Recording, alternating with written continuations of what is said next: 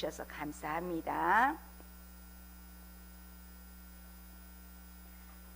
오늘은 마가복음 14장 43절에서 72절 말씀으로 거짓 속에서 빛나는 길, 이런 말씀으로 한번 제목을 정해봤습니다. 요한복음, 우리 사복음서 그러면 뭐지요? 하나 벌써 했는데? 마태, 마가, 누가, 요한복음을 사복음서라 해요. 그러면 또 하나 줄여서 공관복음은 뭐지요? 공관복음, 공통적인 관점에서 기록했다 해서 사복음서에서 하나만 빼면 됩니다. 마태, 마가, 누가복음을 공관복음이라고 합니다. 그런데 오늘 본문의 말씀은 요한복음에서는 마지막 만찬 장면에서 유다가 떠났다고 말씀하고 있어요. 그런데 마가복음에서는 그 이야기를 하지 않았어요. 예수님은 겟세마네의 기도를 마치신 후에 이제 하나님의 말씀인 성경을 이루려 하시려는 아주 결연한 자세로 무리들 앞에 다가서셨습니다. 예수님은 육신이 피곤해서 잠을 자고 있는 제자들 앞에 오셨을 때 이미 가룟 유다가 대제사장들과 서기관들과 장로들에게 파송된 무리들을 거느리고 예수님이 계시는 그곳으로 가까이 오고 있었습니다.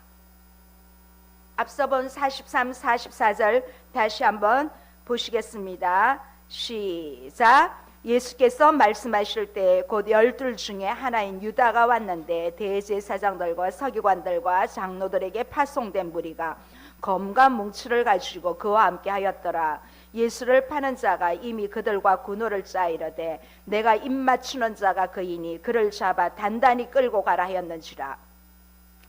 예수님이 제자들에게 말씀하고 계실 때 유다가 검과 뭉치를 가진 사람들과 더불어 나타났다는 이야기는 이 마가복음을 먼저 본 사람들은 좀 놀랄 거예요. 왜냐하면 마가복음에서는 이 마가는 계속 11명의 제자가 이렇게 해야 되는데 12 중에 하나인 유다가 이렇게 얘기를 하고 있어요. 자, 이렇게 마가의 묘사는 예수님이 가장 가까이 3년 동안 두고 정말 동행했던 그 12 제자, 그 중에 특히 또 가룟 유다가 예수님을 배반한다는, 부인한다는 사실을 더 떠올리게 하려고 12 계속 그렇게 묘사하고 있습니다.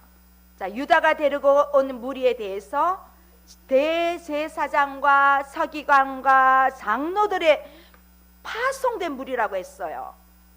이 표현은 이미 산헤드린이라는 공회에서 파송된 무리임을 보여주고 있습니다. 그들은 예수님을 체포하기 전에 이미 산헤드린 공회를 열어가지고 예수님을 체포하고 사형에 처할 것을 결의했습니다. 그래서 이 공회에 따른 결의에 따라서 파송된 무리들이 유다의 뒤를 따라왔습니다. 유다는 이미 그들과 군호를 짰어요. 내가 입맞추는 자가 그니 그를 잡아 단단히 끌고 가라. 어떻게 제자가 스승에게 이렇게 할 수 있을까요? 날이 아직 밝지 않아서 어두울 때였습니다. 이렇게 매우 가까이 다가가지 않으면 아마 얼굴에 식별도 잘 되지 않을 거예요. 게다가 여러 제자들이 예수님과 함께 있기 때문에 제자 중에 예수님이 있는지 잘 알 수가 없었어요. 그래서 예수님을 특별히 구별하지 않으면 쉽게 알아차릴 수 없고 또 놓칠 수 있다는 그런 생각에 이 일에 대해서 누구보다도 잘 아는 가룟 유다가 앞장서서 체포의 대상이 예수님께 입맞추고 있습니다. 입맞추는 것을 군호로 짠 것입니다. 자, 45절에서 47절 한번 보시겠습니다. 이에 와서 곧 예수께 나와 라삐여 하고 입을 맞추니 그들이 예수께 손을 대어 잡거늘 곁에 서 있는 자 중에 한 사람이 칼을 빼어 대제사장의 종을 쳐 그 귀를 떨어뜨리니라. 자, 유다는 예수님이 자주 가시던 겟셋마네의 장소를 잘 알고 있었고 예수님이 계시는 그곳으로 그 사람들을 인도하기 위해서 앞잡이, 길잡이로 나선 것입니다. 유다의 계획된 배신 행위가 뒤따르고 있습니다.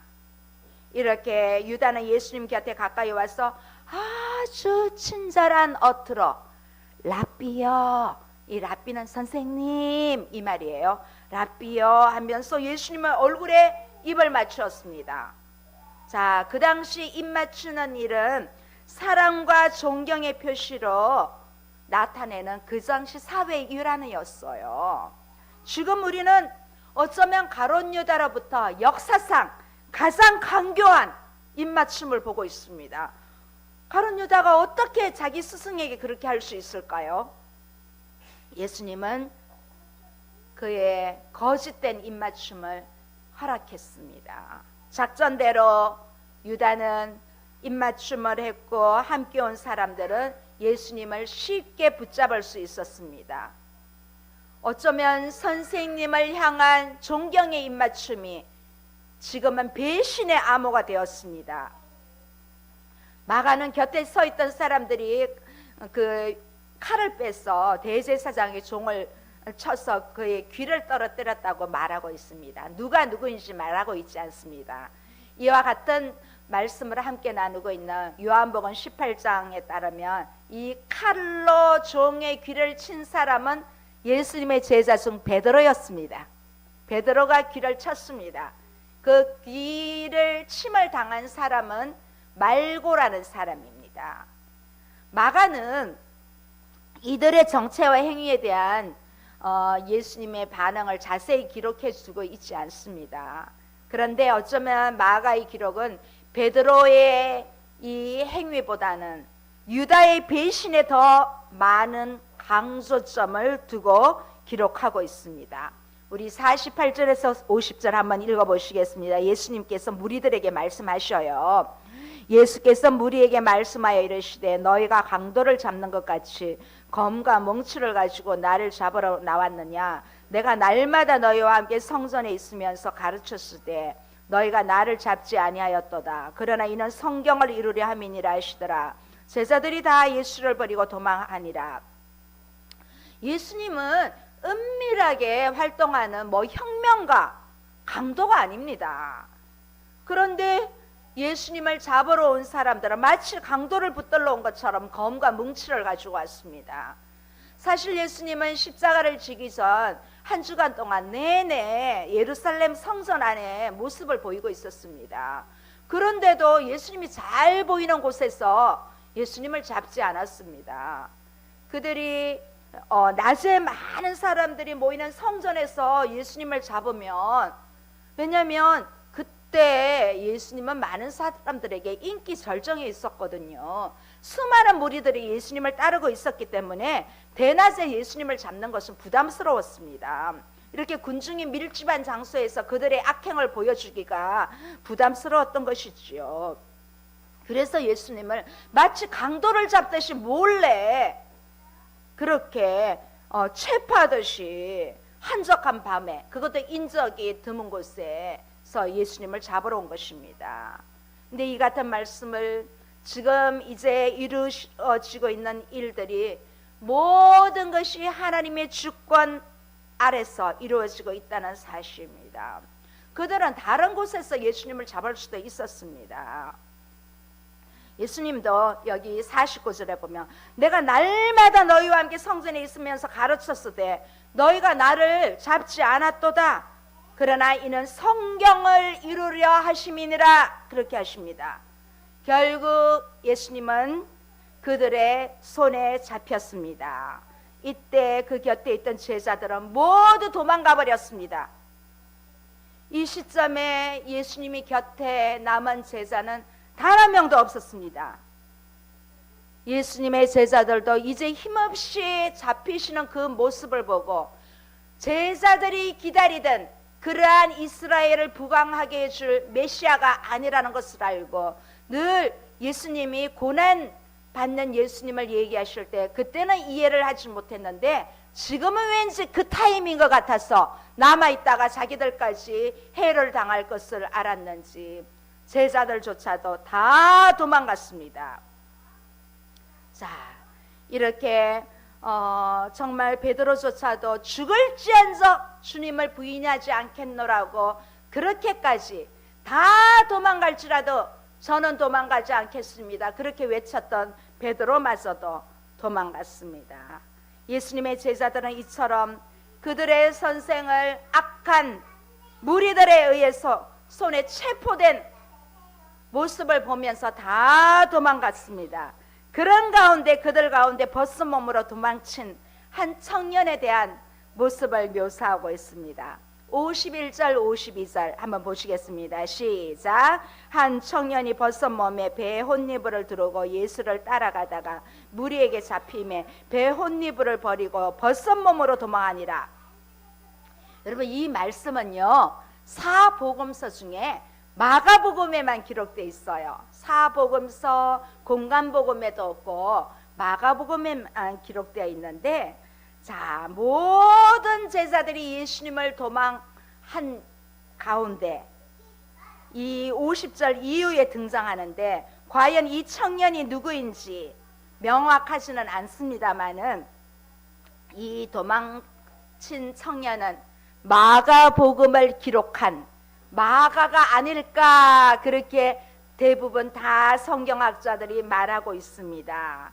마가는 예수님의 제자는 아닙니다. 예수님의 제자는 아니지만 예수님이 잡히시는 현장에 따라갔던 이런 일들을 당한 것으로 여기고 있습니다. 어쩌면 이 청년 마가는 집에서 잠을 자다가 예수님을 체포하려 한다는 소식을 듣고 옷 입을 틈도 없이 황급히 이 소식을 예수님께 전하려고 뛰어 올라왔는지도 모릅니다. 그러나 이미 그가 도착했을 때는 예수님이 체포된 상태였습니다. 사태의 심각성을 알아본 이 청년은 혼니불을 팽개쳐버리고 벗은 몸으로 도망쳤다는 것입니다. 마가는 이 말씀을 통해서 예수님의 체포 상황이 얼마나 긴박했는지를 보여주고 있습니다. 자, 이제 체포당하신 예수님은 대제사장의 집으로 끌려가십니다. 우리 53절 보시겠습니다. 시작. 그들이 예수를 끌고 대제사장에게로 가니 대제사장과 장로들과 서기관들이 다 모이더라. 자,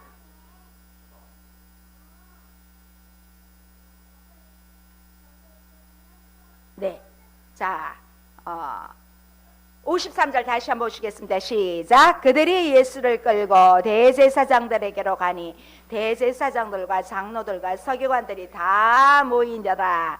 자, 여기는 이름이 없는데 요한복음에는 대제사장 이름도 다 있어요. 검과 몽추를 가지고 예수님을 붙잡은 무리들은 먼저 전직 대제사장인 안나스에게 끌고 갑니다. 그러고 난 뒤에 다시 이 예비 신문을 거기에서 마치고 현재 대제사장인 가야바에게로 끌고 와서 신문을 합니다.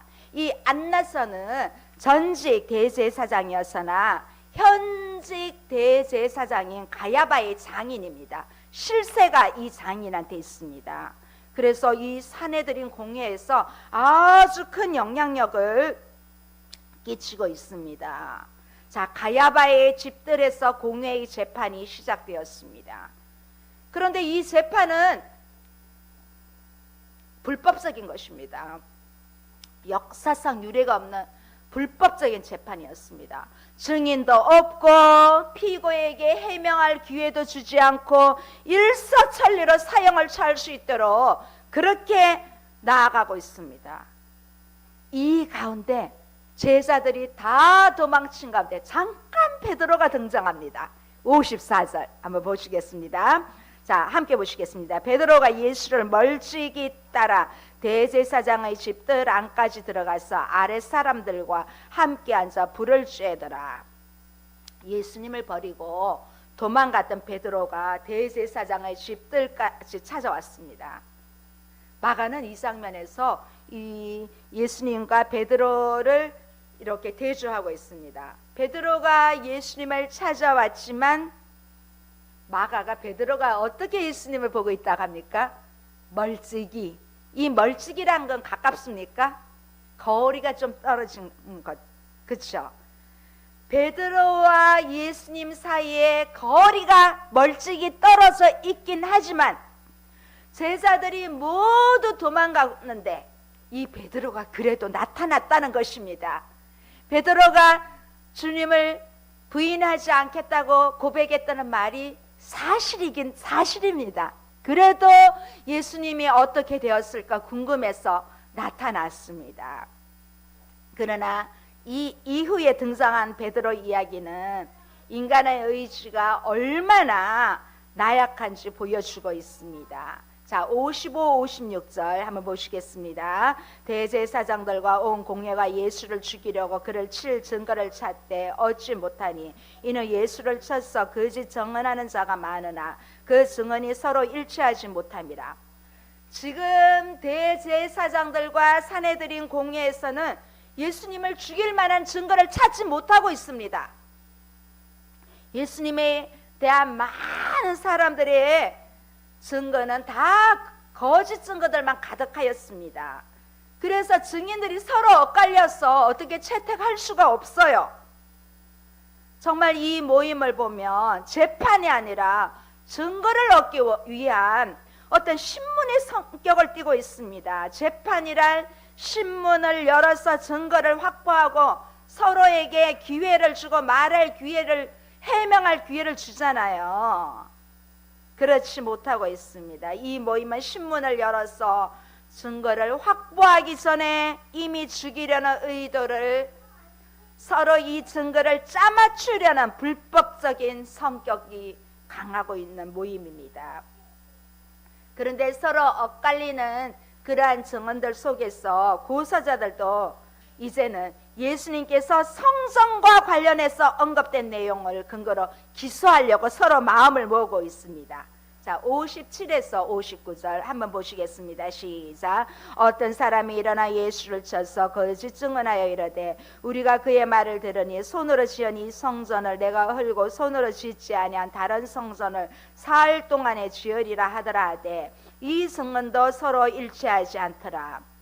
사실 이스라엘은 이 성전이란 것이 참 구약 성경부터 참 중요합니다. 이 성전 회막부터 시작해가지고 이제 교회 예루살렘 성전부터 해서 이 성전을 아주 중요하게 생각하고 있는 이스라엘 백성 가운데는 하나님과의 언약적인 그런 관계에서 성전을 빼놓을 수가 없습니다. 그런데 이것을 헐어버리라고 말하는 것은 그들의 종교 시스템에 아주 큰 심각한 도전이라고 볼 수 있습니다.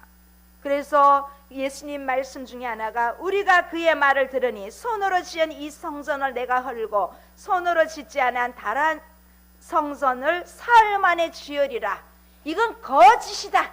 그들이 이 문제를 가지고 성전 문제를 가지고 이제 마음을 모으고 있습니다. 그런데 이 증거도 서로 합하지 않았다고 합니다. 사실 예수님께서 사흘 만에 다시 세우리라 한 이 말씀은 예수님이 죽으신 후에 3일 만에 다시 부활하신다는 그러한 영적인 의미로 말씀을 하셨는데 그들은 그 뜻을 헤아릴 수가 없었기 때문에 서로 그 증거를 맞출 수가 없었습니다.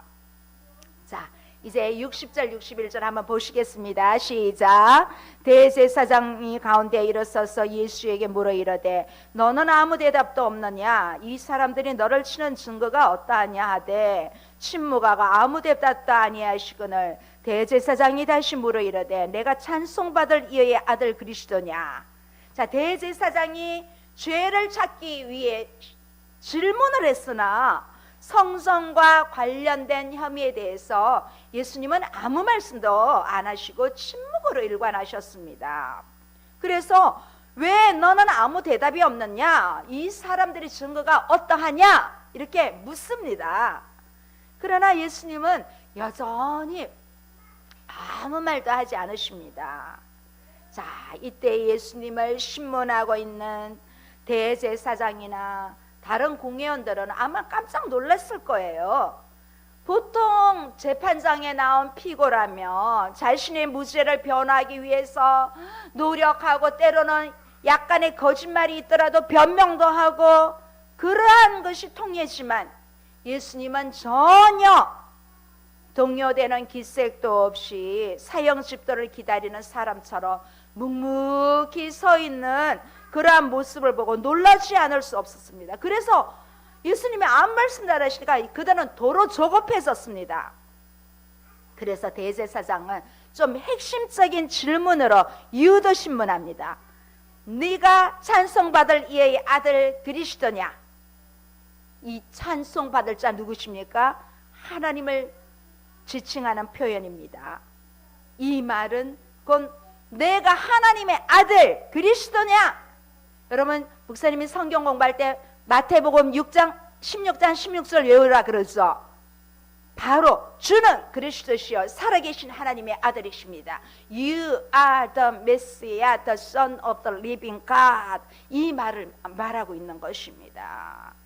자, 대제사장들은 예수님을 메시아 그리스도와 연결시키는 방법을 취함으로써 혹여나 답변을 통해 어떤 결정적인 증거를 예수님의 입을 통해서 얻으려고 한 것입니다. 다른 방법으로는 사형 집도를 내릴 합당한 방법을 찾을 수 없었기 때문에 그들은 또 다른 유도 신문을 통하여 예수님의 입술로 통하여 나오는 답변을 통해서 사형의 제목을 찾으려고 하는 것입니다. 62절 보시겠습니다. 예수께서 이르시되 내가 그니라 인자가 권능자의 우편에 앉은 것과 하늘 구름을 타고 오는 것을 너희가 보리라 하시니 예수님은 드디어 말씀하십니다. 내가 그니라. 내가 누구다? 하나님의 아들 그리스도다. 메시아다. 그렇게 대답하신 것입니다. 예수님은 이뿐만 아니라 뭐로 가십니까? 자, 앞으로 인자가 권능자의 우편에 앉는 것과 하늘 구름을 타고 오시는 것을 너희가 보리라. 이 말씀까지 더해서 부연해서 말씀하십니다. 사내들이는 예수님의 이 말씀을 이제 답을 찾은 것입니다. 신성모독으로 답을 내린 것입니다. 우리 63에서 65절 한번 보시겠습니다. 시작. 대제사장이 자기 옷을 찢으며 이르되 우리가 어찌 더 증인을 요구하리요? 그 신성모독하는 말을 너희가 들었도다. 너희는 어떻게 생각하느냐 하니 그들이 다 예수를 사형에 해당하는 자로 정죄하고 어떤 사람은 그에게 침을 뱉으며 그의 얼굴을 가리고 주먹으로 치며 이르되 선지자 노릇을 하라 하고 하인들은 손바닥으로 치더라. 이렇게 신성모독에 대한 말을 들었을 때 유대인들의 자연스러운 반응은 옷을 찢는 행위입니다. 이 옷을 찢는 행위는 그들이 최고로 분이 달았을 때 하는 행위입니다. 이제 더는 증거를 찾을 필요가 없다는 판단한 공회는 예수님의 죄가 사형에 해당한다고 정죄합니다. 회원 중에 몇 명은 자신의 분노를 표현하기 위해서 예수님을 모욕하고 침을 뱉기까지 했습니다. 얼굴을 가리고 주먹을 치면서 선지자 노릇을 하라 그렇게 합니다. 이 선지자 노릇을 하라 말은 지금 우리가 가격하는 사람이 누군지 맞춰봐라 그런 지금 모욕적인 말을 하고 있습니다. 자, 이런 가운데 이제 예수님은 사형 집도를 받게 되는 결정적인 신성모독죄로 이제는 모든 것이 끝나는 과정에 14장 마지막 단락입니다. 장면이 다시 베드로가 나타납니다. 베드로가 예수님을 결정적으로 부인합니다. 66절에서 68절 한번 보시겠습니다. 시작. 베드로는 아래 떨에 있더니 대제사장들의 여종 하나가 와서 베드로가 불 쬐고 있는 것을 보고 주목하여 이르되 너도 나사렛 예수와 함께 있었도다 하거늘 베드로가 부인하여 이르되 나는 내가 말하는 것이 무엇인지 알지도 못하고 깨닫지도 못하겠노라 하며 앞들로 나갈새. 대제사장의 여종 중에 하나가 베드로를 주목해서 똑바로 쳐다보고 말합니다. 너도 나사렛 예수와 함께 있었도다. 나사렛 예수라 사람은 자, 예수님을 지칭할 때도 나사렛 예수랍니다. 근데 사실은 이 나사렛이 지형이긴 하지만 아주 작은, 진짜 어촌너로 아주 작은 그런 지역으로 사람들은 무시했습니다. 베드로가 나사렛의 무리 가운데 있었다는 것은 이 대제사장의 여성이 알고 있었으므로 베드로의 신분을 파악하자 베드로가 부인했습니다. 베드로가 부인한 이유는 예수님이 만약에 정치범으로 몰릴 경우 함께 있었던 제자들조차도 그 정치범의 혐의로부터 자유롭지 못했기 때문에 베드로는 첫 번째로 이 여성 앞에서 예수님을 부인한 후에 앞들로 나갔습니다. 사람들이 불 주변에 있어서 사람들의 이목을 피할 수 있는 것으로 도주하기에 쉬운 것을 찾은 것입니다. 또 부인합니다. 69에서 71절 함께 보시겠습니다. 시작. 이 사람은 그 도당이라 하되 또 부인하더라. 조금 후에 곁에 서있던 사람들이 다시 베드로에게 말하되 너도 갈릴리 사람이니 참으로 그 도당이니라. 그러나 베드로가 저주하며 맹세하되 나는 너희가 말하는 이 사람을 알지 못하노라 하니. 자, 이번에도 동일한 여종이 불을 쬐며 서 있는 다른 사람들에게 베드로가 예수님의 제자라고 합니다. 자, 베드로는 두 번째 부인합니다. 베드로는 지속적으로 부인하고 있습니다. 베드로가 두 번째 예수님을 부인했지만 이번에도 성공하지 못했습니다. 시간이 조금 더 흐른 후에 서 있던 사람들이 베드로를 고소하며 이 사람이 예수와 함께 있던 사람이라고 이야기합니다. 이번에는 베드로가 사용하는 말 아람어, 갈릴리 아람어를 갈릴리 방언이죠. 그러니까 쓰는 것을 보고 같은 도당이라고 또 그렇게 이야기합니다. 자, 사람들이 베드로가 나사렛 예수의 당이라고 확신하는 정도가 강해지는 만큼 베드로가 예수님을 부인하는 강도도 더 세집니다. 드디어 베드로는 예수님을 부인하는 데에 머무르지 않고 저주합니다. 베드로의 부인과 저주에서 어쩌면 이 베드로 자체도 아주 주도 면밀하게 그렇게 말하고 있고 행동하는 것이 드러납니다. 베드로는 예수님을 저주하면서 맹세하면서 결코 그를 알지 못한다고 말할 때 닭이 몇 번 울렸습니까?